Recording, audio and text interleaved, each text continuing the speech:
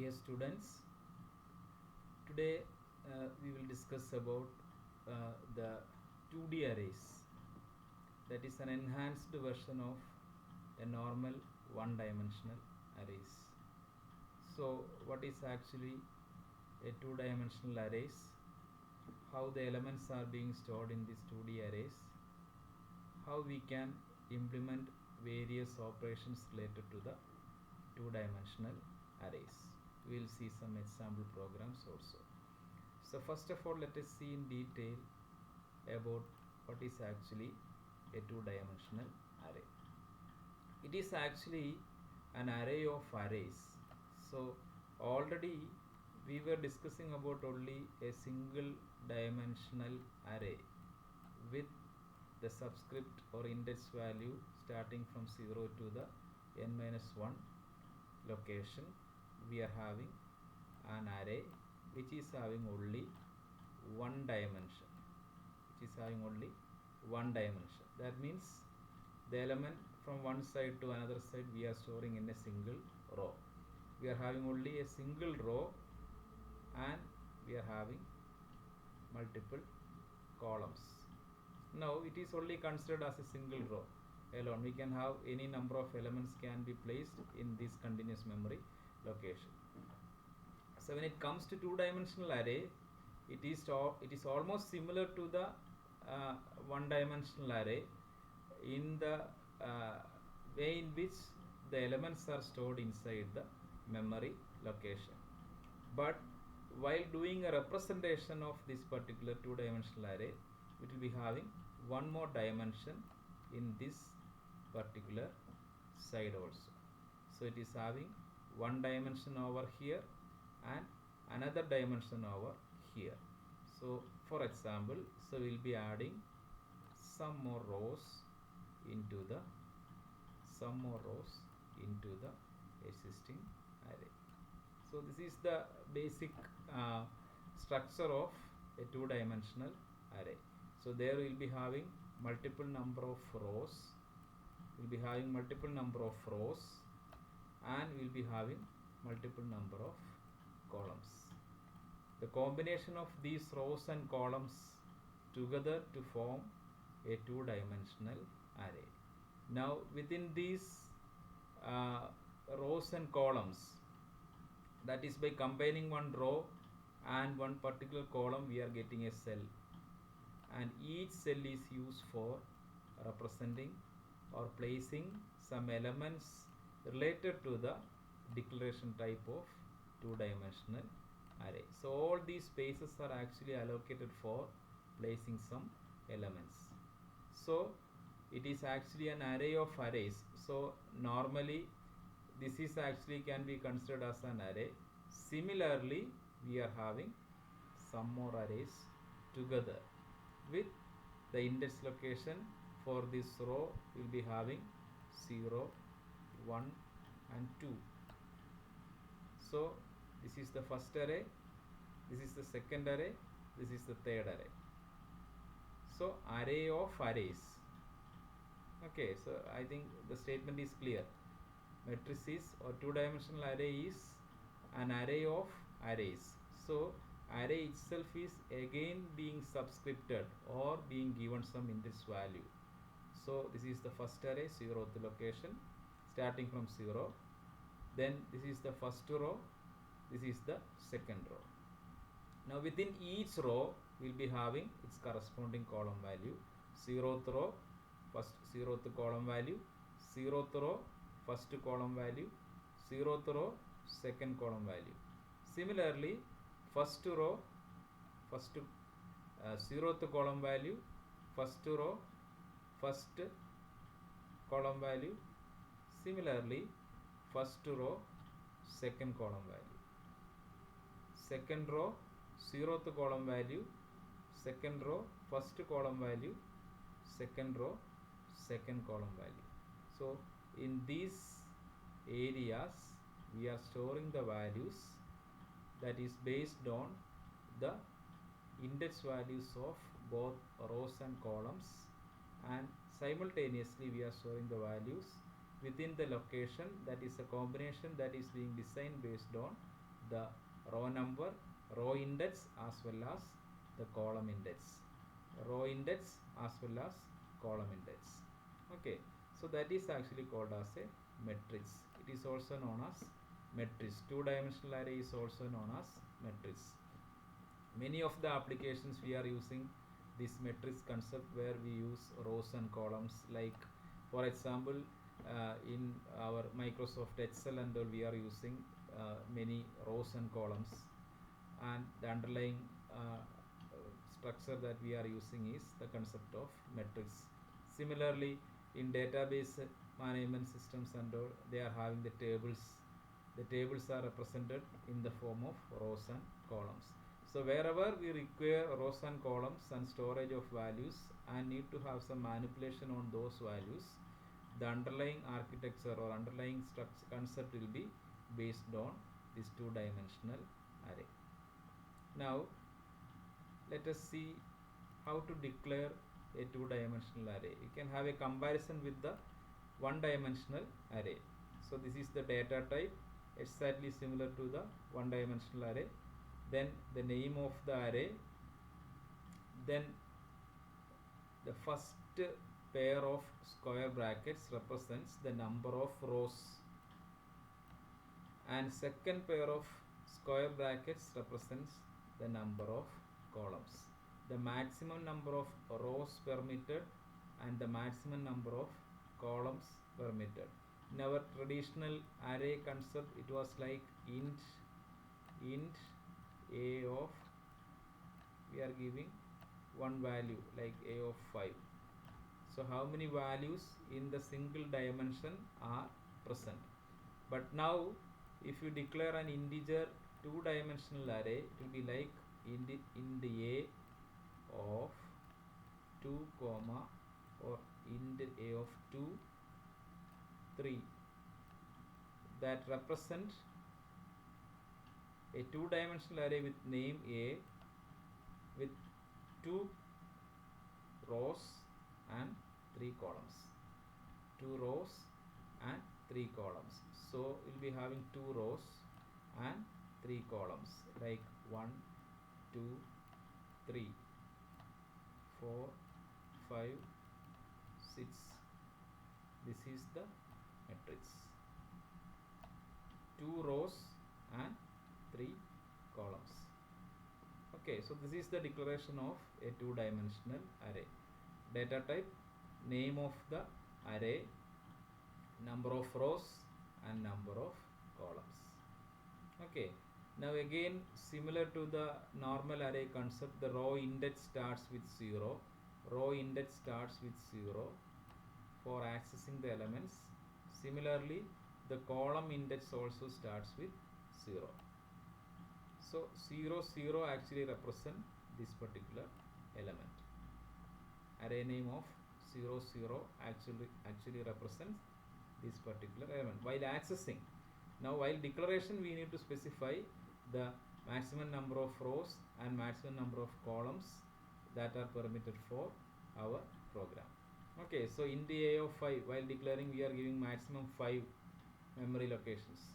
Now while declaring two-dimensional array name of rows columns, we will give maximum number of rows that are permitted and we will give the maximum number of columns that are also permitted. We don't need to create this much number of rows and columns. We can, similar to the array concept, we can take the row size as well as column size. We don't need to create a bigger matrix based on the maximum number of rows and maximum number of columns given in the declaration syntax. Now let us see the various ways of initializing a two-dimensional array.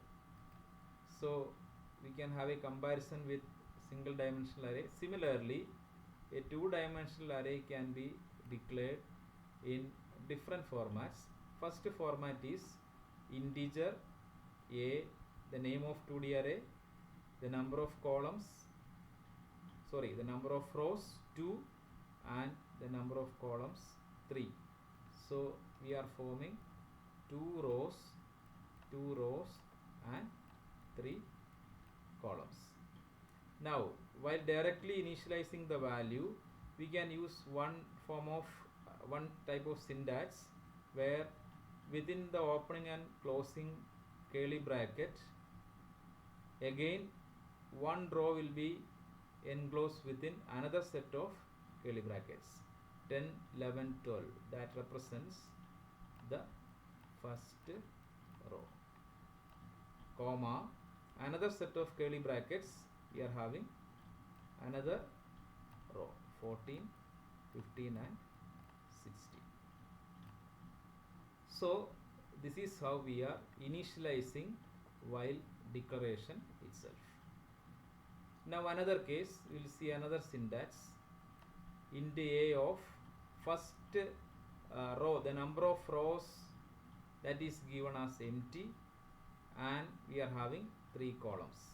Again I am writing the same values, 10, 11, 12, comma, 14, 15, 16, exactly the same matrix. But now we are not specifying this row number. If you are not specifying the row number here, automatically according to the elements entered, the number of rows will be decided. So now you can see that while initializing we are having 2 rows. So automatically this 2 will be statically allocated while declaring the 2-dimensional array. So this is another way of initializing during declaration. Then another format, int a of 2, 3, the same is equal to initialization values are given in a different syntax. The same matrix we can declare in this format also, 10, 11, 12, 14, 15, 16.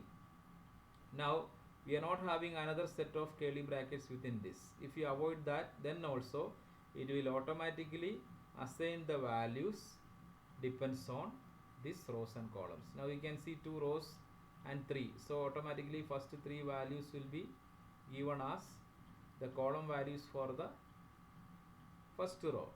Then next 3 values, 14, 15, 16, these 3 column values will be given for the second row. Automatically the same assignment that happens here will be assigning or initializing with this statement also. Now one more way of initializing, int a of first space is empty, row is given as empty, then 3, the number of columns, then we are giving the same set of values. Now again, depending on the number of columns, it will exactly divide it here, like this one, 3 columns. So 3 columns will be separated, then that will form a row. The next 3 columns will be separated, will form another row. So automatically this row size will be statically set as 2. So from all these examples we can have we will see one common criteria over here. In every initialization we are providing these column numbers, but some situation we are avoiding these row numbers.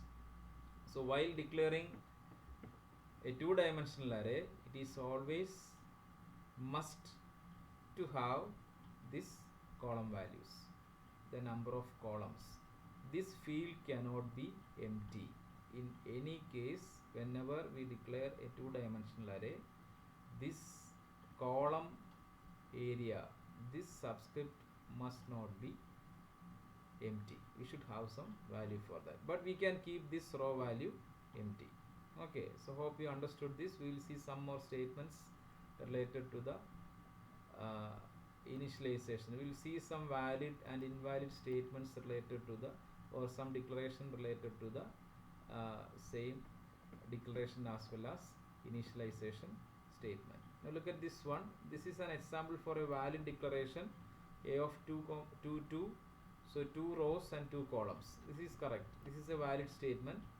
Then another valid statement, a of empty 2, row empty, column 2.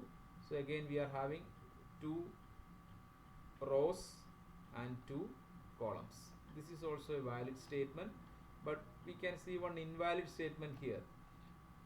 Invalid declaration, int a empty empty. So row empty is okay, but column empty we cannot accept. So this is a wrong initialization, it is invalid. Similarly, here we are mentioning the row number but column number is missing, so this is also an invalid two-dimensional array declaration. Okay, hope it is clear. Now we'll move to the structure of two-dimensional array. So how the elements are being stored, that I have already mentioned, but once again we look at the structure. So here, starting from, so this is the 0th row, first row, second row, 0th column, first column, second column, third column and fourth column. So this is actually a 3 by 5 matrix. So A of 3 5, 3 rows and 5 columns. Now see, rows it is 3, but we are having starting index 0 to 2, n minus 1. Okay, similar to the array. So here column also it is given as 5, maximum size is given as 5, but 0 to 4 only. So that is almost clear, I think. Now this is the location where we are keeping the value of A of 0 0. This is the location where we are keeping the value 0 1. So this entire row, the index value for row will be 0. Now the column will be varying.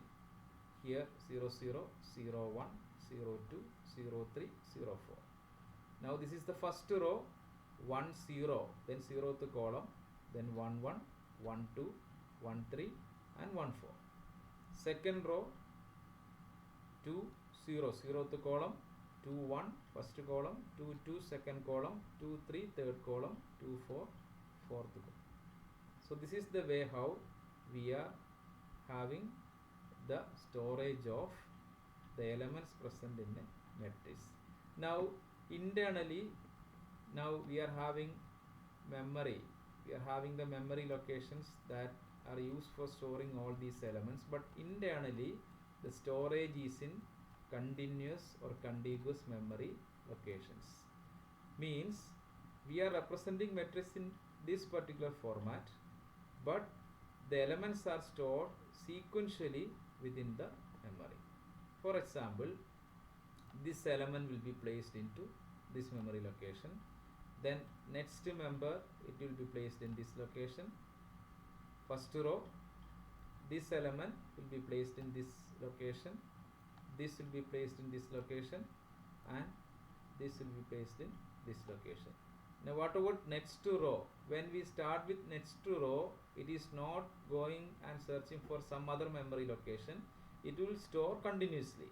Now A of 1 0 will be stored in this location, A of 1 1 will be stored in this location, 1 2 here, 1 3 here, 1 4 here.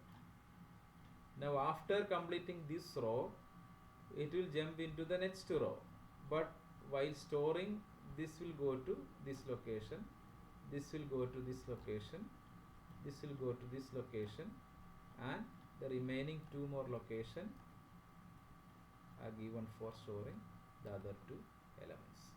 Now the elements are actually stored in this order. First row completely, then continue, come back, continue with next row, come back, then continue with next row. So it is actually stored in continuous memory location. So for example, if it is an integer 2D array, this address integer normally it will take 2 bytes. So this is having the address 2000, for example, 2002, 2004, 2006, 2008. Then this will be stored in 2010, 2012, 14, 16, 18, then 20, 22, 24, 26, 28. So the elements are stored in continuous order, but we are following a pattern where we are having multiple number of rows and multiple number of columns. Okay, so this is the internal representation and this is the virtual representation that we are following for our manipulation, because we require a situation where we are having rows and columns. Internally they can use any method, any mechanism, sequential or any other mechanism, but our aim is to have a solution for such situation where we are having some rows and column values are available. Okay, now so that is all about the basics of 2D array. So 2D array, it is an array of array, various ways of declaration. It is depending on the data type of that particular 2D array, various ways of initialization, declaration, then the structure, how to store the elements present in a two-dimensional array. Okay, now this is actually called as, because in row order we are storing in memory location, so it is called as row major order. Row major order, it is following row major order. There were some other languages, some earlier languages that uses column order also, means column major order. In this way also they are storing the values, but normally all other recent languages like means after C and all, they are following, most of the languages they are following row major order, the storage of values. Hope it is clear. We'll move to the next portion. We'll see some example programs. So first program, we'll try to read a matrix of size m by n. Read and we'll try to print that. Read and print. We'll read and print a matrix of size m by n.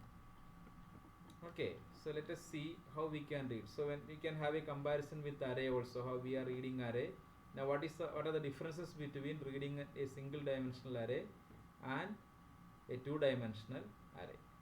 So let us see the first portion. We'll start with the header file main. We'll skip that. We'll start with the declaration. Okay, we'll see in detail on that.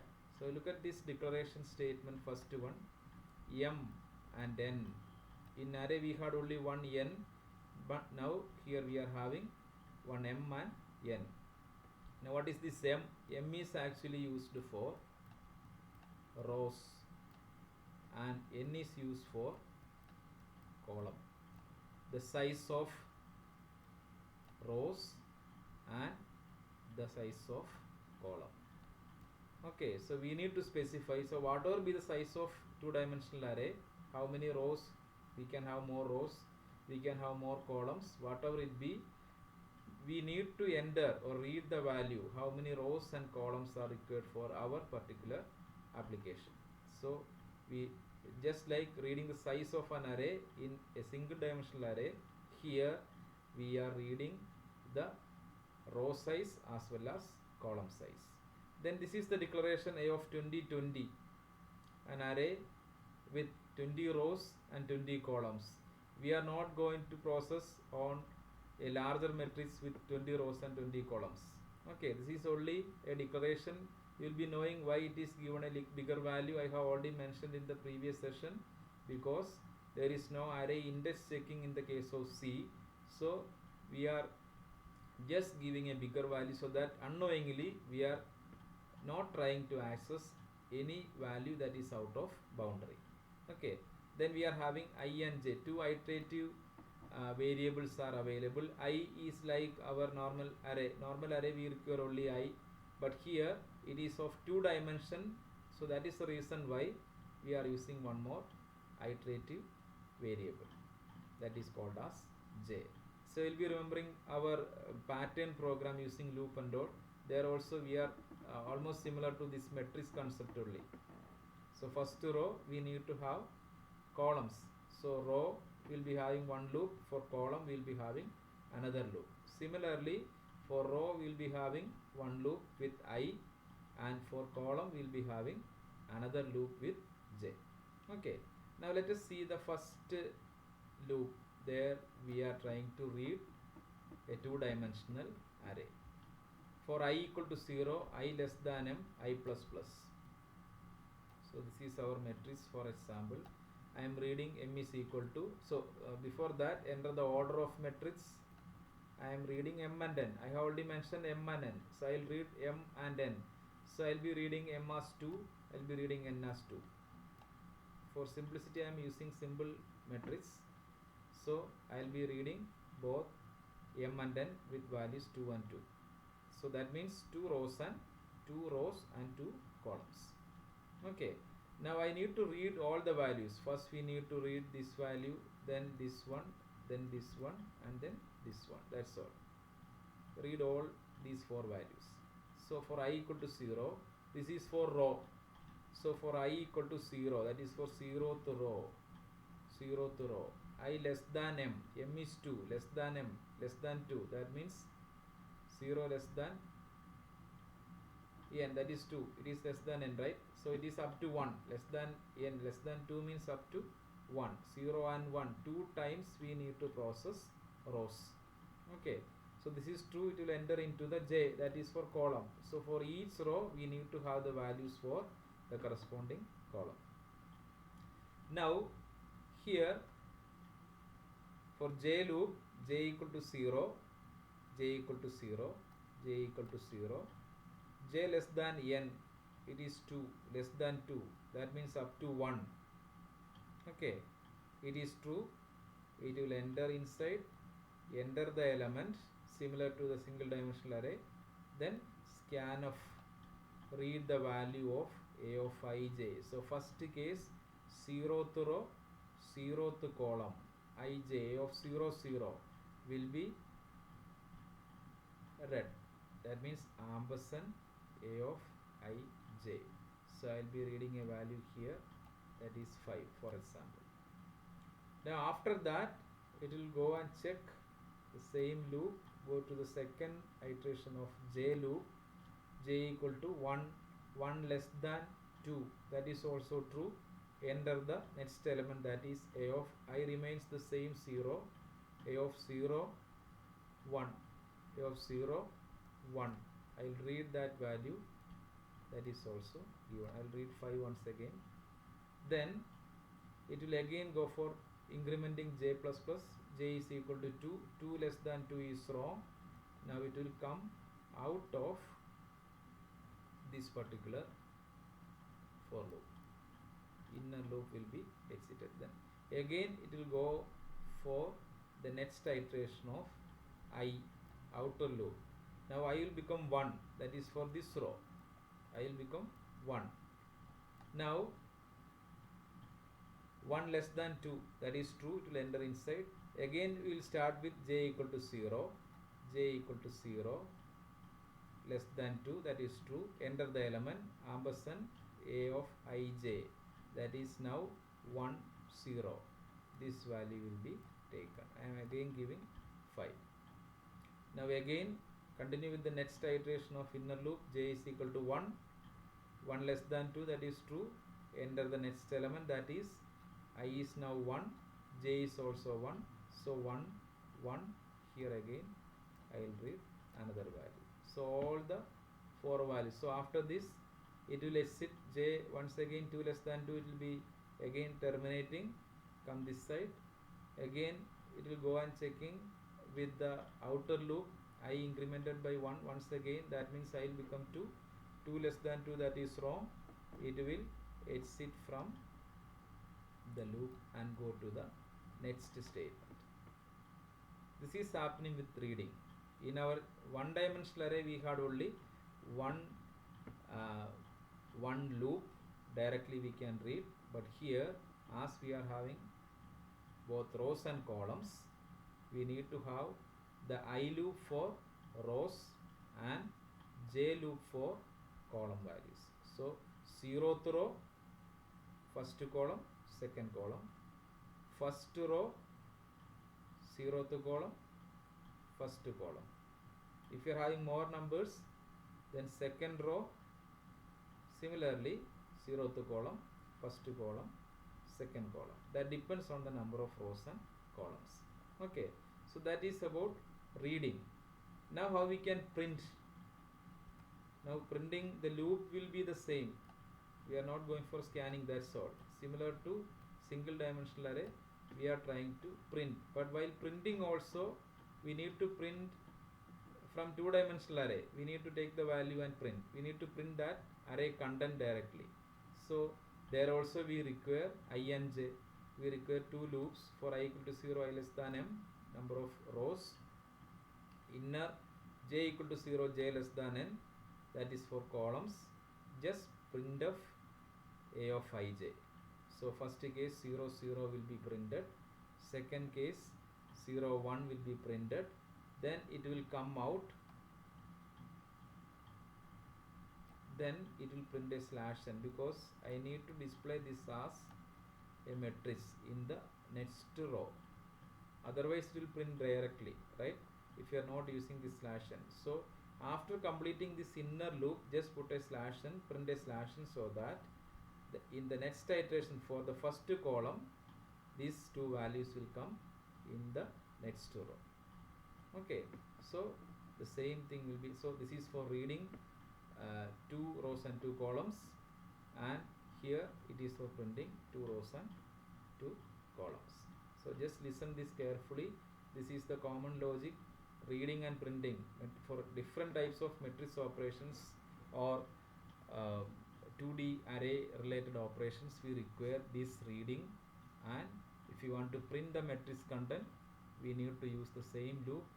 Directly we can print, just like printing a variable x, or just like printing an array a of I, we can print a of I j. Hope it is clear. Okay, now we'll move to another program.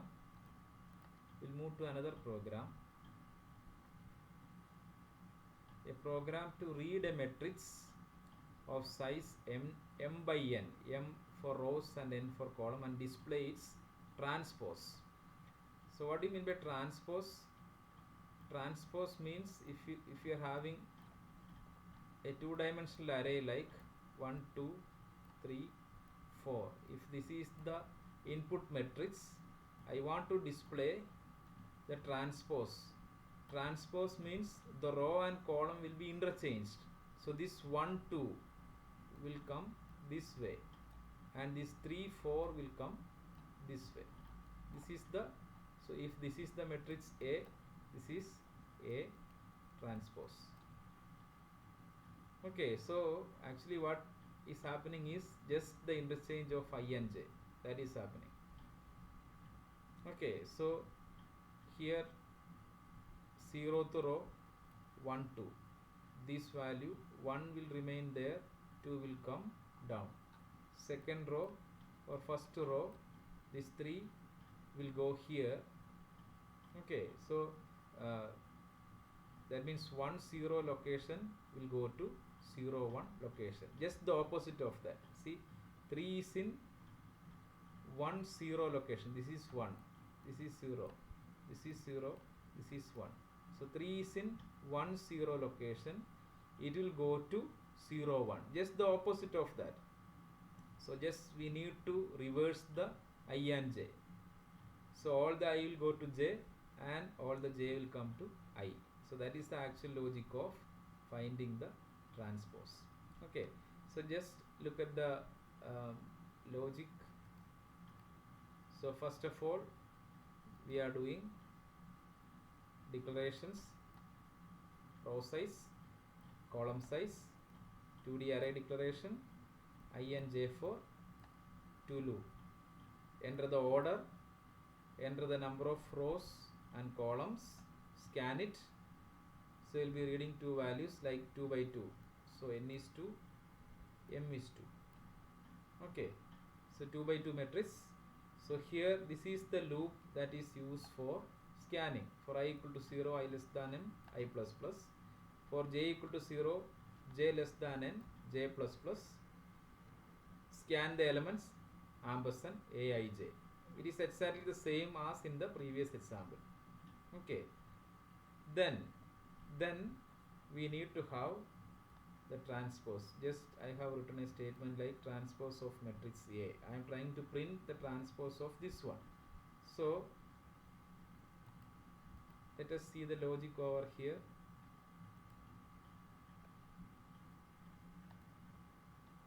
This is the logic for finding the transpose. What we are actually doing is, so assume that 1, 2, 3, 4, these were the elements that is to be exchanged. So so we are starting with j equal to 0. We are starting with j is equal to 0, but normal matrix reading we are starting with I is equal to 0. So we are starting in reverse. Then inner loop for I equal to 0. So automatically these two will be exchanged. Rows and columns will be exchanged. Now here it was row first then column. Okay, so row first then column, but here column first then row, column first then row. Okay, so we'll see for j equal to 0, for j equal to 0, j less than n. So 2 by 2 is the matrix order. For j equal to 0, so this is 0, 1,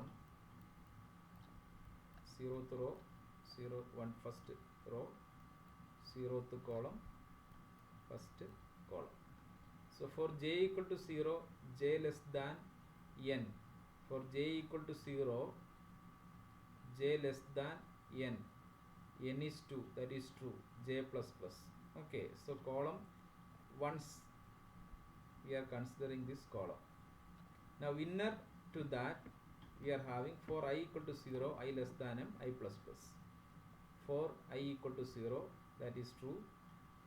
I less than m, I less than 2, that is true. It will enter and print a of ij. Now what is the value of I? I will be printing, see in this inner loop it will be printing I 0, j 0. It will print 1, right? Just listen carefully. Then previous case we were incrementing column inside, but here we are incrementing row inside. Row will be incremented by 1. Condition true. Now I will be printing a of ij. What is I now? I is 1, and what is j now? 0. So a of 1 0, a of 1 0, a of 1 0. These three will be printed here. So next printing will be a of 1 0, a of 1 0. This value will be printed. Then put a slash n. Then next iteration again j is equal to, j is equal to 1, j is equal to 1, j is equal to 1, j less than n, that is true, less than 2. Okay, so it is standing here on this column. Then inside this I is equal to 0. Okay, so we'll have 0 and 1 for the I, that is for rows. Now 0, that is true, print of a of ij. What is I now? 0. What is j now? 0. Okay, sorry, j is 1 now, j is 1 now, 0 1. Just look at 0 1, 0 1, 0 1, a of 0 1, a of 0 1. This is the value will be printed here. Okay, now again I will be incremented. So I is 1, j is already 1, 1 1, that is 4. Okay, so this is the way how we are finding the transpose of matrix. So we are simply interchanging the loop. For I we are doing 2 column. We are simply changing. For column we are doing processing on rows 2 times. Normally for 1 row we are processing 2 columns. Now here for 1 column we are processing rows 2 times. For second column we are processing rows 2 times, and then simply printing. So here, according to the order of I and j, this value will be printed. This is called as transpose of a matrix. Just interchanging the rows and columns. The row will be replaced with column and column will be replaced with the row. Okay, so we can have some other logics also for this transpose. We can also we can easily do this transpose finding in any two-dimensional array. Okay, so we'll see one more program. That is a program to read a matrix of size m by n and display its sum of diagonal elements. Display the sum of diagonal elements. Display the sum of diagonal elements. Okay, so what is this diagonal element? 1, 2, 3, 4, 5,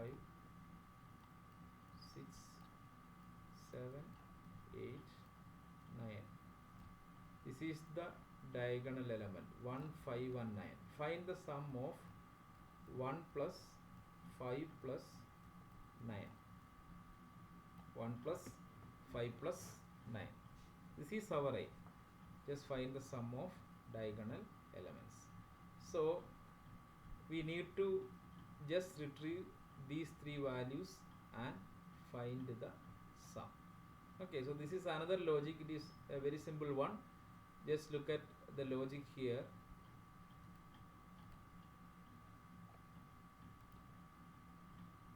Read the size, row, column size, 2D array, declaration I, j. We are going to find the sum, so we are having a sum variable also being declared. Take the order of matrix, read m and n. Then this is the loop, inner loop and outer loop, nested loop that is used for reading the array elements. So it is a 3 by 3 matrix. So m is 3, n is 3. So I less than 3, j less than 3. 3 times the rows and column value will be taken.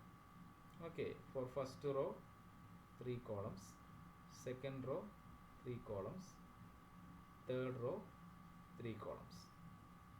The value will be taken. Now just stop this loop. Then sum is equal to 0. I have already mentioned we need to initialize the value of sum with 0 because otherwise sum will be having some garbage value. So it is always required to have some initial value for sum. Okay, because we cannot give any other value, so that is why we are giving 0, because we are accumulating the sum. We are adding 0 with one sum, then that sum will be added with another sum, then again that will be added with another sum. So 0 will be added with 1, then that sum will be added with 5, then that sum will be added with 9. That is our procedure. We have already seen the sum of elements in an array already. Okay, so we are following the same syntax only. Here only thing is we are having 9 elements present in this array, in this two-dimensional array, but we are going to find the sum of only diagonal elements. Only the diagonal elements. Okay, so look at what we are doing. For I equal to 0, I less than m, I plus plus. So we are only taking a loop belongs to the rows. We are going to process only rows because these diagonal elements are present as part of rows, right? So for I equal to 0, I less than m, I plus plus. So we are repeating these steps 3 times. Each step sum is equal to sum plus a of I. Now you might have understood why we are using this I loop. Okay, so first case, when I is equal to 0, sum is equal to 0 plus I. What is that I? 0, 0. When I is equal to 0, I is 0, 0. The value is 1. Okay, then next iteration I will become 1, it will enter existing sum is 1, 1 plus a of I, a of 1 1, a of 1 1, that is this one. Okay, then this 2 will be added to form the new sum as 6. Then again next iteration I will become 2, then sum is equal to sum plus a of I. What is the value of I? That is 2 and 2. It will take this value and we will be getting the result as 15, the sum of diagonal elements present in an array. This is another simple logic. So similarly we need to find various things like find the row sum, find the column sum, find the diagonal sum, etc. etc. Will be having several logics that can be applied based on these similar ideas. Just find out the location from where we will get those values, then how that values are ordered. If we need to find out the row sum of, that means the first row sum, we are very clear that it is of 0th row and it belongs to 3 columns. So we can process on that. Just get the value. So I will be always 0 and j will be incrementing. There we can find out those sum. Okay, so similar logic can be applied easily. You can think on that. You can also refer various other programs related to metrics. Many operations, arithmetic operations can be done on these elements present in any m by n order matrix. So that's it for now. In the next session we will see a few more programs like addition of two-dimensional arrays, and similarly multiplication of two matrices, and all these programs will be discussed in the next session. So today's session was actually the basics of 2D array, the comparison with one-dimensional array, the syntax, the initialization, then the structure of storing the elements in matrix internally in the memory, then some simple programs using two-dimensional arrays. Okay, that's it for now. Thank you.